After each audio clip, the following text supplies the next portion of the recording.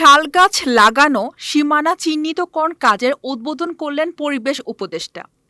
পরিবেশ, বন ও জলবায়ু পরিবর্তন মন্ত্রণালয় এবং পানি সম্পদ মন্ত্রণালয়ের উপদেষ্টা সৈয়দা রিজওয়ানা হাসান বলেছেন, মধুপুরের অবক্ষয়িত শালবন পুনরুদ্ধারে সরকার বদ্ধপরিকর।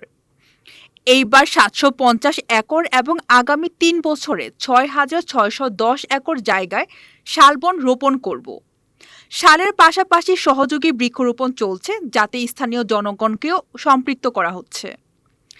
টাঙ্গাইল বন বিভাগের মধুপুর জাতীয় উদ্যানে দোখলায় আন্তর্জাতিক জীববৈচিত্র্য দিবস উপলক্ষে আয়োজিত আলোচনা অনুষ্ঠানে প্রধান অতিথির বক্তব্যে তিনি এসব কথা বলেন।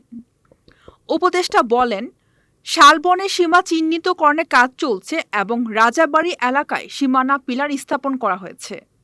শালবনে শুধু শাল গাছই থাকবে।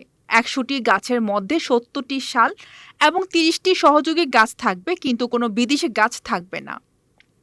তিনি আরও বলেন, ১২৯টি মামলা প্রত্যাহার করা হবে, তবে বন জমি দখলের মামলা এবং যে সমস্ত মামলায় বন বিভাগের লোকজনের গায়ে হাত তোলা হয়েছে সেই মামলাগুলো প্রত্যাহার করা সম্ভব হচ্ছে না। কোনোভাবে এখানে জনগোষ্ঠীদের হয়রানি করা যাবে না। আমি বন বিভাগের লোকজনকে নির্দেশনা দিচ্ছি। এটি কোনো প্রতিশ্রুতি নয়, এটি একটি ঘোষণা। বন বিন্যাস রোধে বনবান্ধব কর্মসূচি গ্রহণ এবং প্রথাগত বনবাসীদের অধিকার নিশ্চিত করার কথাও জানান তিনি। গারো জনগোষ্ঠীর উদ্দেশ্যে তিনি বলেন, শত শত একর জমিতে আনারস, কলা চাষ করতে পারবেন না। শত শত একর জায়গায় হরমোন ও পেস্টিসাইড দিয়ে শালবন নষ্ট করার সুযোগ পাবেন না। তিনি আরও বলেন, বন বিভাগের প্লট কেউ পাবে না, না ধনী না দরিদ্র। নদী ভাঙ্গা বা দরিদ্রদের জন্য বন্দোবস্ত হবে খাস জমিতে, বনভূমিতে নয়।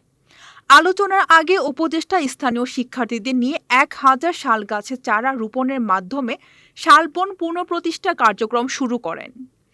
পরে তিনি রাজাবাড়ী এলাকায় স্থানীয় জনগোষ্ঠীর অংশগ্রহণের মাধ্যমে মধুপুর শালবন পুনঃপ্রতিষ্ঠা প্রকল্পের উদ্বোধন করেন এবং শালবনে ময়ূর ও পুকুরে কাইট্টা মাছ অবমুক্ত করেন। সকালেই তিনি টাঙ্গাইল জেলা প্রশাসকের কার্যালয়ের প্রাঙ্গণে বেলুন উড়িয়ে ভূমি মেলা এবং ৫ লক্ষ বৃক্ষরোপণের কর্মসূচি আনুষ্ঠানিক উদ্বোধন করেন।